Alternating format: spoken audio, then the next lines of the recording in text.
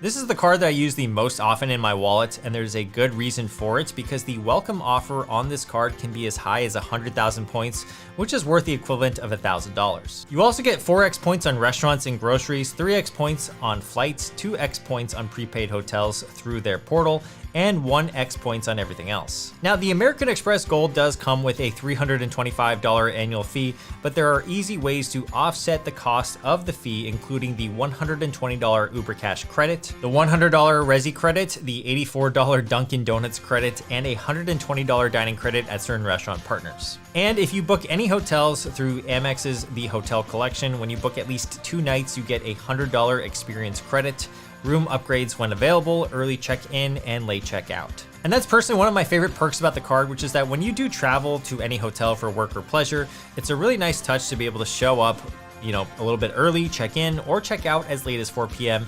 And you usually get $100 worth of experience credit. So I usually use that on room service or a spa if they have it. So the Amex Gold definitely belongs in the S tier in my opinion. Now, before I get into the next card, I also want to share that I'm putting all of these cards in a Notion cheat sheet that is public in case you want all the information in one place. I will link to that spreadsheet down in the description below in case you want to reference that later. For now though, let's go to another card where if you don't want to spend over $300 on an annual fee, this one has a $0 annual fee and it offers you a ton of cashback value, and that is the Capital One Savor card. This card gets you 3% cashback on restaurants, groceries, and popular streaming services, 1% cashback on everything else, and 5% cashback on travel booked through Capital One Travel. The best part is that the sign-up bonus is typically very good. You get a $200 cash bonus after you spend $500 in the first 3 months, plus a $100 Capital One travel credit during your first year. So that's essentially 60% cash back on your first $500 in spend if you can manage to spend that within the first 3 months, which I think is very doable.